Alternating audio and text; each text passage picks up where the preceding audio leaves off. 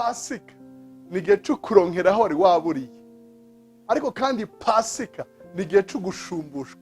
Yabikoreye Petero, yabikoreye bagenzi biwe, nabigukorera. Umenye ko ya mana usaba atari uwutanga gusa, ahubwo mufitanye imigendanire. Cyo cyatumye Yesu atubwira ngo nitwamusaba umukate w'uyu munsi, umutsima w'uyu munsi, twame dutangura tuvuga ngo data, haleluya. Kuko aduha nka data, aduhana urukundo. W'ikiganiro igihe cy'impemburo, ndabaramukije amahoro ya Kristo. Ijambo dusangira riri mu butumwa bwiza uko bwanditswe na Yohana igice cya 21 umurongo wa mbere gushika ku murongo wa gatandatu. Yohana igice cya 21 umurongo wa mbere gushika ku wa gatandatu. Umutwe w'amajambo avuga ngo Yesu yiyerekanira ku kiyaga Tiberiya. Hanyuma y'ivyo Yesu yiyereka abigishwa ukundi gusha ari ku kiyaya Tiberiya. Kandi uburyo yiyerekanye n'ubu, Simoni, Petero na Toma ari we hasa bari kumwe na Natanayeli w'ikana Galilaya na bene Zebedayi n'abandi bigishwa babiri. Simoni Petero arababwira ati ndagiye kuroba, nabo bati natwe turajana nawe. Barikora batambukira mu bwato, muri iryo joro ntibagira ico bafata. Umutwenzi ugitambika, Yesu ahagarara ku musenyi, ariko abigishwa ntibamenya ko ari Yesu. Nuko Yesu arababaza ati bana, hari ico kurya mufise? Hari ico kurya mufise? Batoya. Arahabwira ati nimuterere urusenga iburyo bw'ubwato muraronka.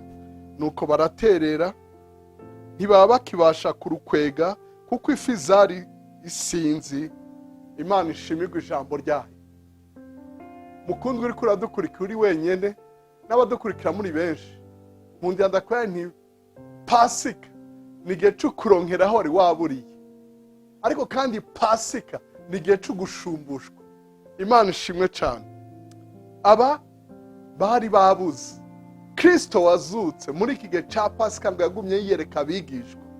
Nico bituma Pasika atari umunsi umwe gusa, ni igihe gushika Yesu ashitse mu ijuru. Imana ihabwe icubahiro. Iki gihe cya Pasika witege kuronkera aho wari wabuze. Yabikoreye Petero, yabikoreye bagenzi biwe, nabigukorera. Ntiyajabara ati ko wataye igikorwa, ko wasubiye kuroba, wari warasezeye kuzoba umurovyi w'abantu. Oya, yarabona ko ari ico bakeneye, arabaha. Imana ihabwe icubahiro. Kandi uyabaha ntabankurenganye. Yarabaje ati bana, hari ico mwafashe. Uyu si uguha nka babandi batanga bashigikira amaproje kanaka. Oyaye, si wawe ndaguha yiteze inyungu zo muri nka banki. Oyaye, uyu ni uwo mufitanye imigenderanire. Arakubaza ngo mwana, Imana ihabwe icubahiro. Umenye ko ya mana usaba atari uwutanga gusa, ahubwo mufitanye imigenderanire. Cyo cyatumye Yesu atubwira ngo nitwamusaba umukate w'uyu munsi, umutsima w'uyu munsi, twame dutangura tuvuga ngo data, haleluya. Kuko aduha nka data, aduhana urukundo. Kuko umuvyeyi ntaco yo kwima umwana wiwe, agitangana urukundo, agitangana umutima wose. Uhoraho akuronse aho wari waburiye, kandi agushumbushe nkuko vyabaye mu gitabo cyo Kuvayo igice ca 3, igice ca 11 n'igice ca 12, aho basohoka bamaze kurya umwagazi, imfura za Egiputa zipfuye, Farao arabirukana. Ariko mbere yuko bagenda ngo basaba ababanyi babo amazahabu, amafeza n'impuzu, mbere batwara n'amarobe n'utwato two gucumbamo. Bagiye bafise, bakoze imyaka, babaye mu buja, barakubiswe imoko, ariko hageze ko basohoka, ngo basohokana ubutunzi bwinshi, kuko Imana yari yabahaye kurabwa neza n'abanyegiputa, kugira faveur kubahora baraba nabi.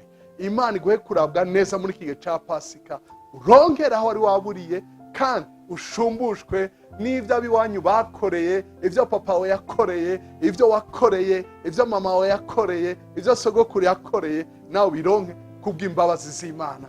Imana iguhezagire, ubana kuryoherwa ibihe vyiza vya Pasika, uragahezagiranwa n'abawe bose. Amen kandi amen.